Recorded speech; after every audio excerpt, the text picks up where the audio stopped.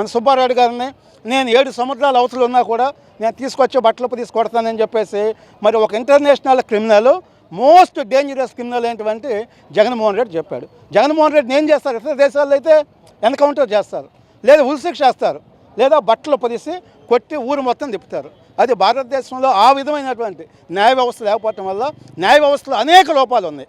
ఆ లోపాలని ఆసరా తీసుకుని వాడు 12 సంవత్సరాల నుంచి బెయిల్ మీద ఉండి బయట నేరాలు చేస్తూ ఘోరాలు చేస్తూ హత్యలు చేస్తున్నాడు అంటే ఇది నిజంగా కూడా సమాజం సిగ్గుపడాలి.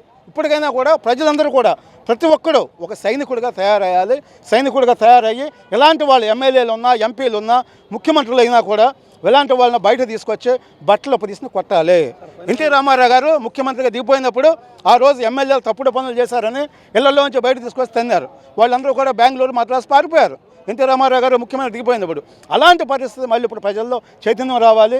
ఎవరైతే ఈ నేరస్తులు ఉన్నారో, నిన్నగాక మొన్న కాకినాడలో కేవీ రావు అనేటువంటి ఒక కాంట్రాక్టర్ని 4,000 కోట్ల రూపాయలు ఆయన కిడ్నాప్ చేసి కేవలం 200 రూపాయలకి వైట్ పేపర్ మీద సంతకాలు చేసుకున్నారు.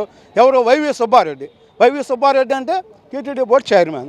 అంటే ప్రపంచంలో అత్యంత మరి మహిమగలటువంటి కలియుగ దేవుడు ఎవరంటే వెంకటేశ్వర స్వామి. అలాంటి వెంకటేశ్వర స్వామి టెంపుల్కి చైర్మన్గా ఉన్నటువంటి వైవి సుబ్బారెడ్డి కొడుకు విక్రాంత్ రెడ్డి ఈ విధంగా మరి కిడ్నాప్ చేసి నన్ను ముఖ్యమంత్రిగా కిడ్నాప్ చేయమన్నాడని చెప్పి మరి 200 కోట్లు రాసుకున్నారంటే ఇలాంటి ముఠ అంటే ఇది బందిపోటు దొంగలని చెప్పలేము మనం సైకు అంటే భారతదేశంలో ఇంత క్రిమినల్ యాక్టివిటీ చేసినటువంటి ముఠ ఎవరు లేరు. ఇలాంటి దండుపాలెం గ్యాంగ్ని అంతం చేయాలి, రాజకీయంగా సమాజ్ చేయాలి. వీళ్ళని చేసినప్పుడు వీళ్ళందరూ కూడా ఆంధ్రప్రదేశ్ నుంచే కాదు దేశం నుంచే కూడా బహిష్కరించాలి. అప్పుడే రాజకీయాలు మరి ఉన్నతమైన విలువలతో, నైతిక విలువలతో ఉంటాయి.